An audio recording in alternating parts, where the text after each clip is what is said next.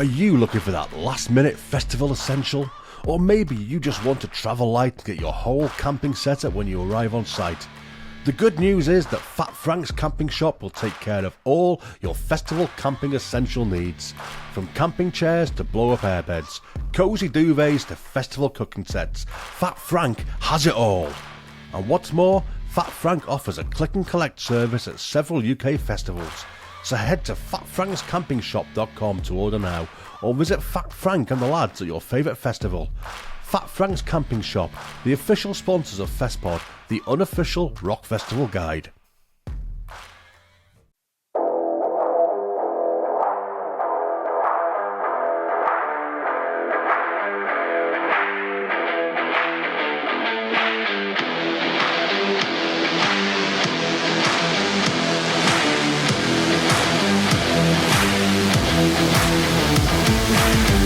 Welcome to Festpod, the unofficial rock festival guide.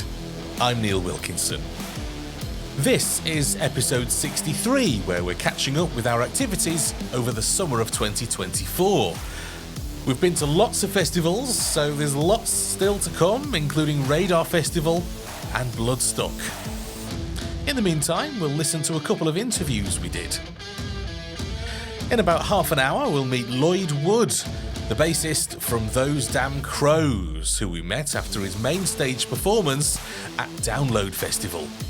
But before then, let's take a look at Hammerdown Festival. Harry White, the organiser, sat down with us to explain it all. So, we are here with the lovely Hammerdown Harry.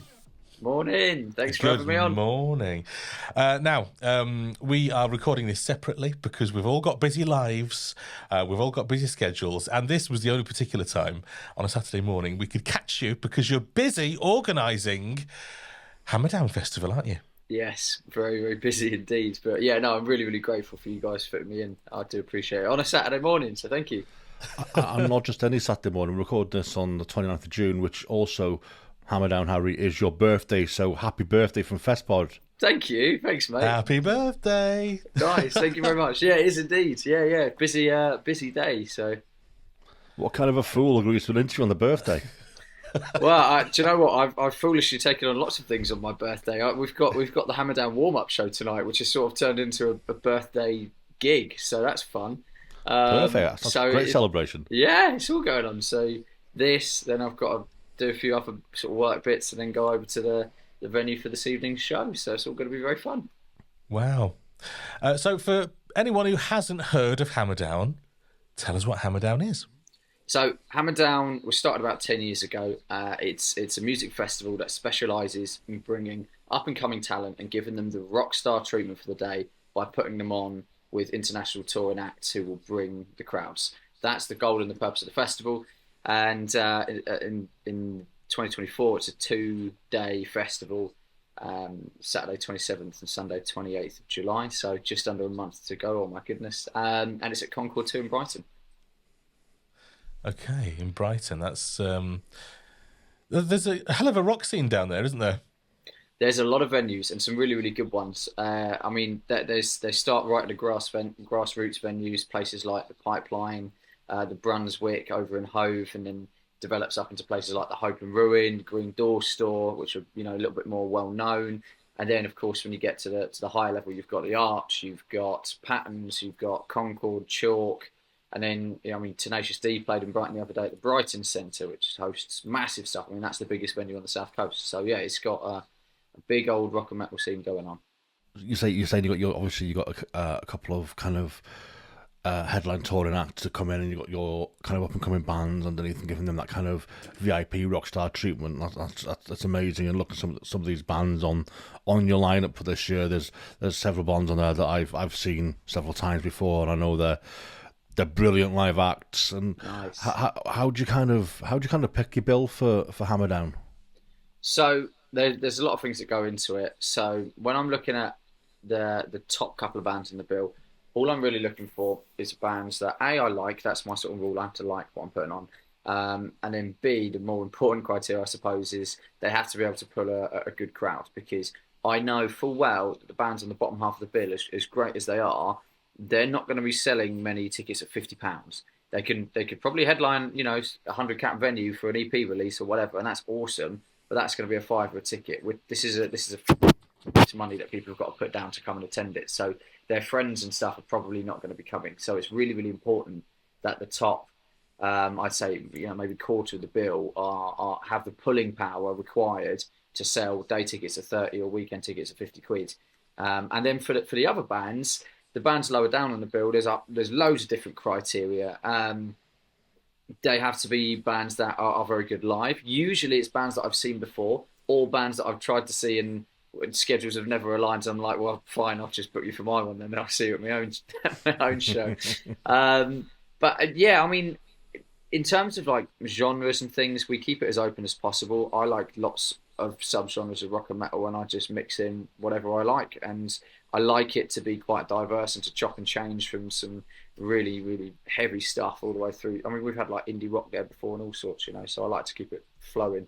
Some of the acts that people can come and see, I've seen some very interesting names there. So yeah, there's a whole range of different bands this year. Esoterica, that's going to be a real special highlight. I think we've got them coming along. It's a unique, completely one-off set with the Parallax Orchestra, who are the same people who did both Bring Me the Horizon and Alter Bridge at the Royal Albert Hall. So that's that's a really special show. That's huge booking, that is. Yeah. It's mad, isn't it? They've written, Esoterica have written scores, orchestral scores specifically for this show. It's a complete one-off. They have recorded with these people at Abbey Road before, and they did about 6 songs. And I said, look, I remember calling Luke the drummer and I said, how much is it going to cost to do that live? And he's been like, we've been waiting for somebody to ask us to do this. Let's do it. And so, because, you know, they've got an hour, they had to write 5 extra scores specifically for this show, which is just amazing. So that's one real highlight for sure. Other bands I'm particularly excited for, I'm very, very excited to see In Me. Sunday headliners, they're awesome. They're so great. And there are bands that I've just not yet had the chance to see. I've been listening to for a while, and I'm very, very keen to see them. And then Saturday headliners, Our Hollow, Our Home. I think that's really special for me because they're a band I've followed since before their debut album, like a long time ago. As a teenager, I went to a lot of their gigs. They used to put on this Halloween festival called Halloween. They used to do it every year. Yeah, and I went to the first 3 of them, and they were absolutely awesome. We're talking, I think I was 2015, 16, and 17, or 16, 17, 18, something like that. And I'd seen them, you know, before that, supporting big bands in London and stuff, and to be at a level where I can now book them is, that's quite surreal for me. Having followed them around for so long, so that's quite special to me. Yeah, you've got Our Hollow, Our Home, South of Salem, Seething Akira, Bleed Again. Yes. Some names that you've got there, some brilliant bands. It's not bad, is it? Yeah. So this is being held at Concord 2. Yeah. Which I haven't personally been to in Brighton. What's the venue like? What's the size? It's 620 capacity, and it's a legendary place. Concord 2 has been around for a long time. It's one of those venues that, because it's been around forever, everybody's played it. So Architects have played there, Foo Fighters have played, Royal Blood, Reef. Like it's had everybody go through there. I mean, it's not as old as the Joiners in Southampton, but if you know the Joiners, it's only a little venue, but it's had like the Who, Led Zepp, Ed Sheeran play there, all sorts, right? Because it's just been around forever. So, it's one of those kind of venues. So everybody knows Concord 2. It's very well renowned internationally, not just in the UK. It's a pretty awesome place. Inside, all the crowd barriers all beaten up and there's paint chipped off the walls and there's gum all over the floor. Right, it's a proper venue and it's awesome. I love it. But there's so much space. Big outdoor terrace which we've got for like food vans, and we've got like a whole sort of merch village that we're building. So there's it's going to be cool, man. It's going to be very, very special. I've got to bring up. Obviously, we met at Down Festival. We did, and I saw your legendary battle suit. Right. Now, you've become somewhat infamous following this download, with pictures appearing on social media of you conducting the pits. Yeah. I mean, what a great advert for Hammerdown Festival that was, and what a brilliant idea. How did you come up with that? That's great marketing. Thank you. Yeah, do you know what? It's worked out very well. So basically, I used to do sales, and when I restarted Hammerdown a couple of years ago, I was doing 16 hours a day in commission only sales. So just because I was always in a suit, I was doing all of my content on like the Instagram stories and whatever in a suit. So people just sort of associated me with the suit. And then I would be going to gigs in a suit because I'd finish at like 9 p.m. and just go and catch the last couple of bands. And so it became more of a thing, and people would just see this guy in the suit. And I'm obviously the only guy there in a suit. And then what happened is people started to come up to me, and this was very, very surreal for me. People would start to come up to me like, "Oh, are you the Hammerdown guy?" Because I'm clearly the only dude in a suit at a gig, right? Like I'm only the ever one. I've got some pretty loud suits, right? So I'm clearly the only dude doing that. So people were like, "Oh, that's the Hammerdown guy," and so it became a thing. And it wasn't the intention initially, but it became a thing. And then I'd had this funny idea for ages of putting patches on a suit and making, instead of a battle jacket, a battle suit. And I just thought, do you know what? When the Bleed Again boys invited me to come along to Download, I thought, you know what? I'll be professional on the Wednesday, obviously, because I'm working with them, but I'm going to make this battle suit. And so a week before, I'd been ordering all these patches online, and I'd, sewing them all on and stuff. And yeah, and I got a big QR code for Hammerdown as the back piece, right? It's the big back patch that Moomin Merchandise sorted out for me.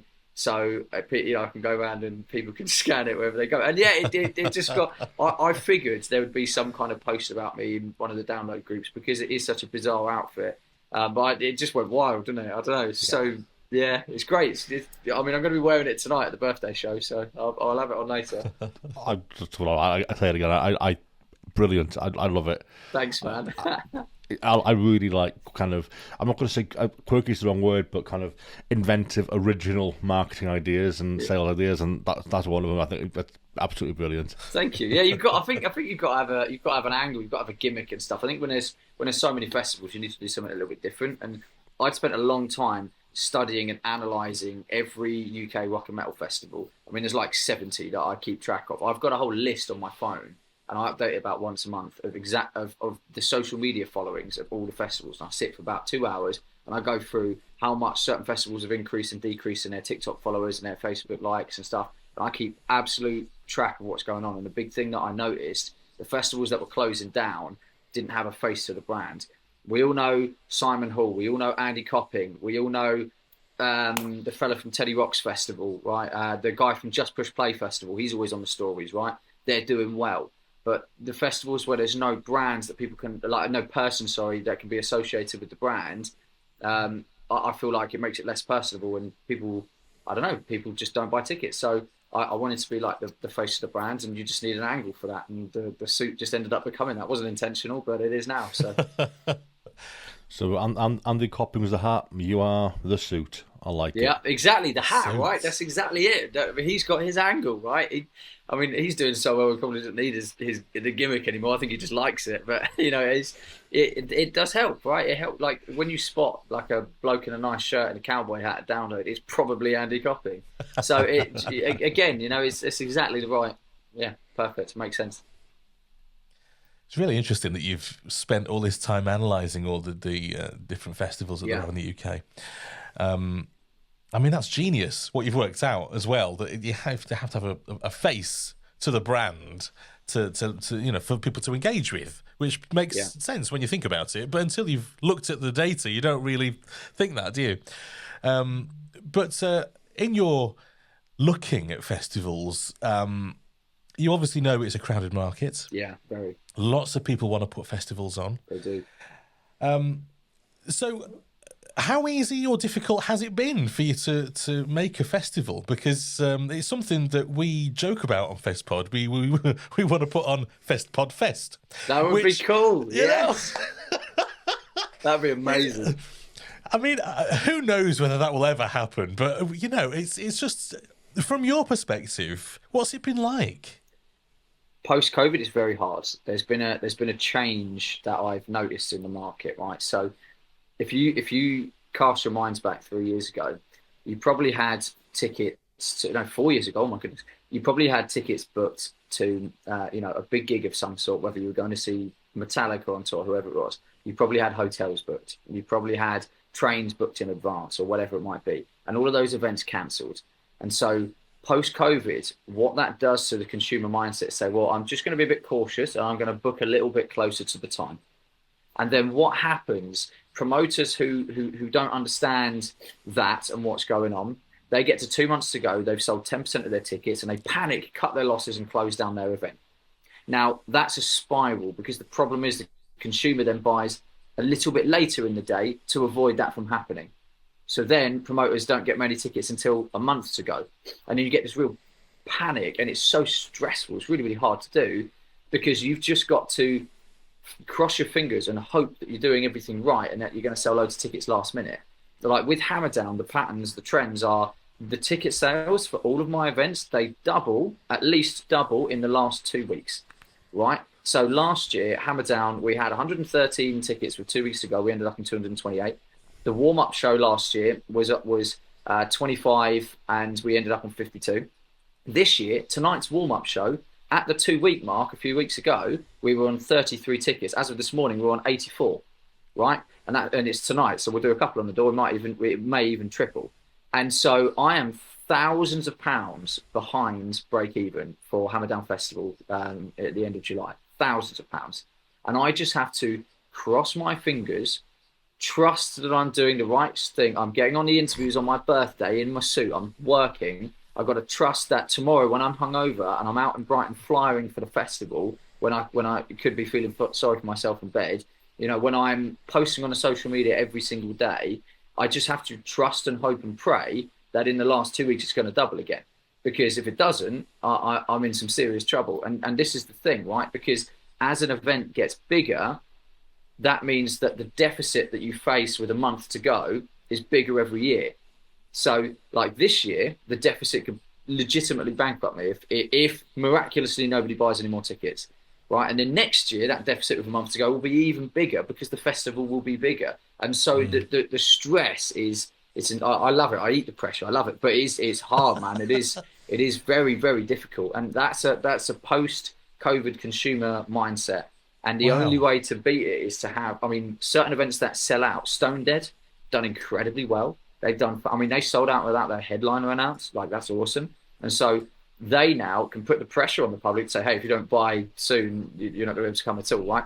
So for events that are selling out, you know, it doesn't matter because people have to buy early. But if that's not the case yet, people just buy at the last minute, and you just have to hope and pray that it's going to go well. And that's pretty much it. You know, you just got to trust the process, trust you're doing the right stuff, and hope that it all works out. It's mad. Now, you know, because you've come from sales, you obviously like the pressure. Yeah. Which I guess helps in putting a festival on because, you know, you I guess, are you calm or are you just determined or? You know, I don't. Yeah, I think it's a mixture of things. I think one, it's understanding you can only do what's in your control, right? And you can't do anything else. So you just have to trust that your actions are going to influence the result. And that's what we were always taught in sales. There was no external factors. It was all about what you put in. And once you take away anything else affecting, like there are things that affect your business. Of course there are. You know, if there's a pandemic, you can't operate a festival, obviously. But aside from that, if you take away excuses, then you allow you put yourself in a place where you have no choice but to succeed, because the blame is just on you. So I've learned to blame everything on me. So when it goes wrong, then it's my fault, and I can do things about it to fix it or improve it. But also that means that I allow myself to feel good about myself and what I'm doing when it goes well. Because the problem with people who blame stuff when it goes wrong is that they don't ever actually feel good when it goes well, because they go, oh, well, yeah, we got a bit lucky, the weather was good, or oh, and then you don't actually take any credit for any of the hard work. Whereas if you blame yourself for everything, then you're going to be able to take the wins far better as well, and you just feel better about yourself for doing so.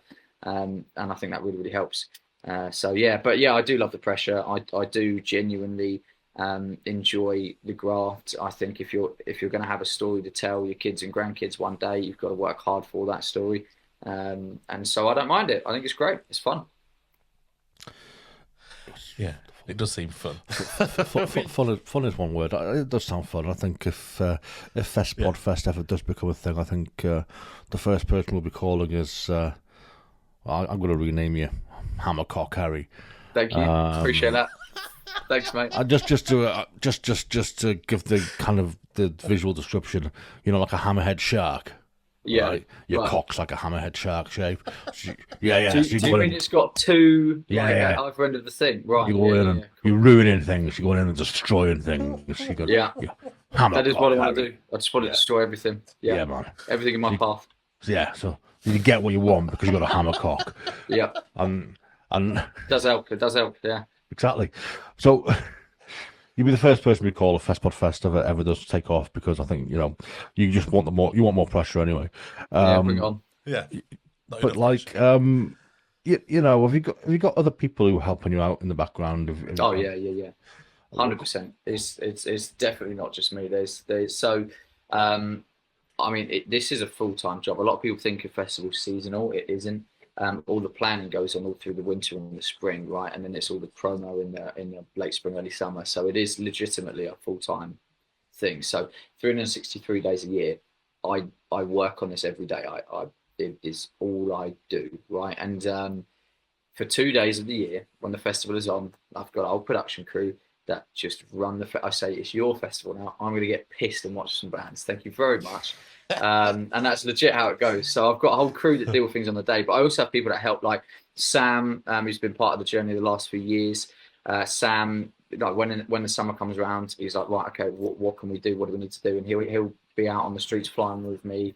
He helps run the show on the week of, and he's very, very competent. He helps with a lot of the judging for the online competition. So Sam is great. We've had other people come and go in our time as well that have been part of the process. But yeah, majoritively it's me during the year, and then a handful of people, like a crew, that come and help out in the summer on the lead up to. And we've got a management company now, and I've got two people that work for the company, George and Shanice. They're awesome, and they're getting a lot more involved with the festival now, so they're going to be doing a lot of stuff.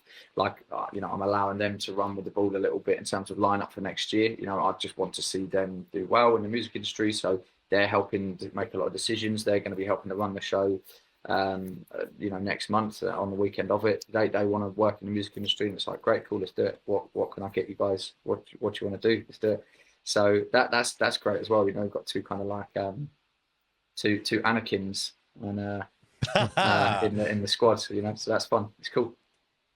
That's amazing, man. Fair play to you. I'm totally in awe of what you're doing. I really am. It's not that exciting yet. I understand I appreciate how much work it is, but how much work you're putting into it, how much stress you're putting on yourself, but what you're doing is you're giving bands that opportunity, and you're doing something that you've got passion for, and waking up in the morning and having that stress, but knowing that what you're doing is something that you love, is that's 90% of what you should be doing in life. So that's amazing that you can do that for yourself. Really appreciate it. Thank you. Try my best. So if anyone's intrigued and would like to buy 1 or 2 tickets for Hammerdown Harry's Hammerdown, Hammercock Harry, how do they do that? Sorry, yeah, Hammercock. Sorry, just correct Neil there, Rich. Yeah. Well done. Well, I mean, 1, 2, or 17 tickets. You could buy 17 if you want, and they are available. So we've got the links to the tickets. They're all over our social media. So they're on the social media stories every day. They're on our Facebook page. They're in the Facebook event. You can also go and buy them directly from Concord 2's website. If you want the quickest route, that's probably the quickest route to go and get them. So go to Concord 2, go on the listings, find Hammerdown Festival on there, and grab yourself some tickets. Amazing. Cool. Do you know what? We need to take a trip. We need a Festpod trip down to Hammerdown. You should come down. Yeah. Well, I think I mentioned that a download. Come along if you're available. If you're not already going to Steelhouse and Radar Fest, which are also fantastic festivals, come to Hammerdown. Come along. Absolutely. So it's the that's fingers crossed for good weather. I know you want to take on the blame, as you said, for all aspects of it. But let's hope for good weather, because good weather makes people happy. Of course, it does help. Of course, it does. Absolutely, yeah. So I'm fingers crossed. Fingers crossed. And Hammerdown is on again for 2025, taking place on the 19th and 20th of July, as well as a lot of other Hammerdown events taking place up until then. So keep up to date with Harry on the Hammerdown social media pages. And we'll be right back with Lloyd from Those Damn Crows after the break. We are Skora. You're listening to Festpod. We'll be right back. Are you looking for that last-minute festival essential? Or maybe you just want to travel light and get your whole camping setup when you arrive on site? The good news is that Fat Frank's Camping Shop will take care of all your festival camping essential needs. From camping chairs to blow-up airbeds, cosy duvets to festival cooking sets, Fat Frank has it all. And what's more, Fat Frank offers a click and collect service at several UK festivals. So head to fatfrankscampingshop.com to order now, or visit Fat Frank and the lads at your favourite festival. Fat Frank's Camping Shop, the official sponsors of Festpod, the unofficial rock festival guide.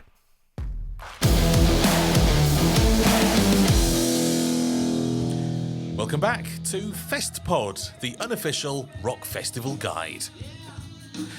So now let's head over to Donington Park to have a chat in the download press area. Okay, so we are joined by Lloyd from Those Damn Crows, who've just come off main stage. Lloyd, welcome to Festpod. Thank you very much. Thanks for having me.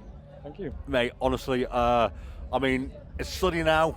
You brought the rain to the main stage. It shit it down. But you still pulled a massive crowd today. How did that feel coming off today? Ah, man, it's just incredible. Do you know what I mean? It's just so good. I mean, we walked on our stage and the heavens opened, as they always do when we walk on a stage. But the Crow family, the murder, they were there. They were strong. It was nothing short of incredible, man. And all I can say is thank you. So, you know. So another main stage appearance to download. Then obviously you've just announced a big show at Cardiff Arena this year. Yeah. Obviously that's going to be a massive kind of, it's your only headline show this year, isn't it? That's for the Crows. Yeah, that's right. What's coming next for the Crows? What have we got to look forward to? Well, obviously you got the shows. The show in Cardiff, 14th of December. Shane spilled the beans earlier when we were on stage. There is a new album 4. It's in the works. I mean, we spent more or less the best part of 3 weeks in the studio. In what month are we now? In May. So yeah, I mean, I'd say 75% to 80% complete. There's a few things left to do. Obviously, yeah, we dropped a new single the other day, which is, that's fantastic. It was a bit of a surprise, which that's what we like. We like to make everybody feel surprised. So that's so you got a new record, which then obviously leads me on to, well, whenever you release a new record, that means you're gonna tour. Yeah. So things are. I think next year's gonna look pretty good. So yeah. So here we are at Download. Your favourite festival? Oh, absolutely. I mean, it's just a great lineup of bands.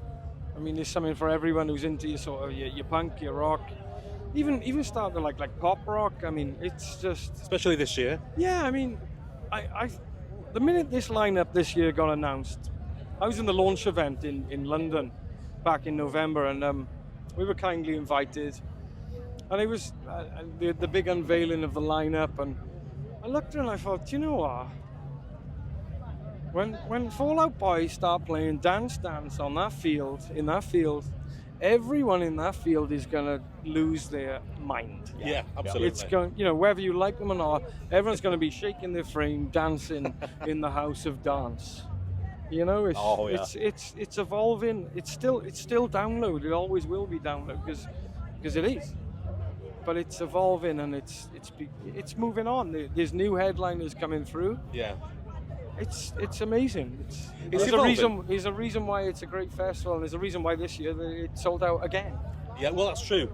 Yeah. So, I suppose that's the great thing with the kind of the rock and metal community, isn't it? Is there's so many genres that kind of branch off. That there's always something new coming out. There's always more and more fans coming in, and you can kind of drag those fans into different types of music. And I'm sure, you can kind of bring other fans in that might not usually listen to those damn crowds. Well, I mean, like exactly this, man. Exactly this. So check this out. So we arrived yesterday on the tour bus. And we parked up next to Biohazard. Now, Biohazard, they're a great band. They're a great download band, in my humble opinion. But then you have Busted, which, again, I think is an absolute genius decision. So it's something for everyone. Yeah. It's catering for everybody. It's going to attract fans who wouldn't necessarily have come before. Absolutely. And they're going to be exposed to all kinds of different kinds of rock and metal. Dude, last year we had Metallica do 2 days. This year it's sold out again, and you've got Fall Out Boy, you've got Queens of the Stone Age, you've got Busted. It's a different audience again. I think it's nothing short of incredible. Yeah. And hats off to Andy and all the organisers. Yeah. It's just, we all make download. It's class. It's class. Yeah, so you're not camping this year? No, I'm not. I'm heading home this evening, actually. Yeah, unfortunately, but I've not long ago had a little boy, a newborn baby. He was born on the 1st of January, in fact. Oh, so congratulations! Yeah. Yes, congratulations. Thank you very much. Absolutely. Mate. Appreciate it. I was a stepfather. Now I'm a father again. Yeah. So yeah, appreciate it, guys. Yeah. Unfortunately, I got to head back, but the plus side is I get to see my little boy. Yeah, well, there you are, exactly. So yeah, family's important, man. You got your day job, but you got to absolutely your family's there as well, man. And in this game, you spend a lot of time away from your loved ones, and so it's very important to appreciate the time you can have with your loved ones. Oh, absolutely. Once it's there, you got to take that opportunity. Of course. So yeah. So in terms of festivals and concerts, you prefer a festival crowd or a concert crowd? There's nothing. I mean, I just like to play. Sure. I just like to play. I mean, I love a festival. I love a concert. I love a headline show. I love a support show. I absolutely adore. I probably love a support show more than any other kind of show we do, because it really makes me want to fight harder and really go. I'm gonna take the head off tonight. We're gonna get this audience in the palm of our hands, and it generally naturally does make you work a lot harder. Yeah, it really does, which is good. So cool. So one quick last word for me is obviously over COVID and stuff, the band had Crowcast. Yeah. Really a way to connect with your fans and keep that way out there. Did you think that really kind of brought your community of your fan base together? Obviously, as a podcast with us ourselves, we were a kind of a COVID podcast. That's how we started out. It's just really nice to see that a band did that as well, to kind of keep that connection with fans. And do you think that really kind of helped you carry on your kind of trajectory you're on? Honestly, it was probably the best move we've ever made. I mean, for us, for the fans, we already had a community, but we created an even stronger and more loving community, and more caring community for everyone who was in, not just to us, but just into music in general. I mean, you could tune into the show every Tuesday at 9 p.m. on our StreamYard link and just have a giggle and forget about the news, what's going on, and how long we're going to be locked up for again. Yeah. And it was an opportunity for everybody to kind of feel part of something, I guess. And it's nothing but love, and because it was a very tough time. Yeah, absolutely. It was a very tough time, and how it grew. I mean, we did over 100 episodes.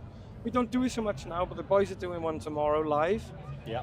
At Download, but it was the only thing we could have done to sort of help ourselves. Yeah, well, this is it. I mean, because it was a tough time. Yeah, you got to keep yourself occupied somehow during a time like that. Absolutely. But yeah, I mean, you guys, you did the same. So hats off to anyone who does that. Yeah. There goes my guitar player. He's a bit. Give him a slap later for us, yeah. It wouldn't do anything, mate. Probably tried. Listen, Lloyd, it's been an absolute pleasure to watch you perform today on main stage. Not a problem. And it's been an absolute pleasure, so thank you so much for giving your time today. Thank you very much. To us on Festpod. Honestly, And thank keep you. doing what you're doing. Good luck for the headline show at Cardiff Arena later this year in December. I hope that's going to sell out for you. I know it's going to sell out. If I can get down there, I will do it. It's a big ass drive from North Wales. Please do. Let's see if I Please can get do. down there. Please try, and maybe we can have a party. Yeah, absolutely. Thanks so much, Yeah. Lloyd. Keep doing what you're doing. No problem. Thank you. Thank you Cheers, very thank much. you. Thank you very much. Thank you. Cheers, man. Sorry about that, dickhead. That's all right, mate. Thank you. We used to dickheads, mate. It's fine. And that's it for episode 63 of Festpod, the unofficial rock festival guide. Our summer catch-up episodes will continue with episode 64 coming soon.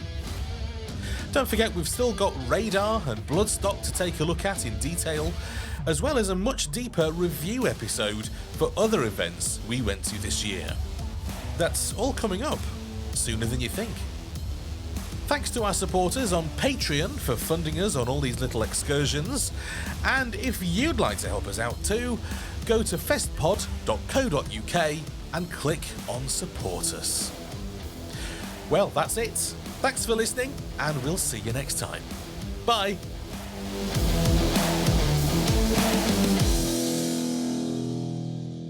A Wilco Productions podcast. Hammercock Harry.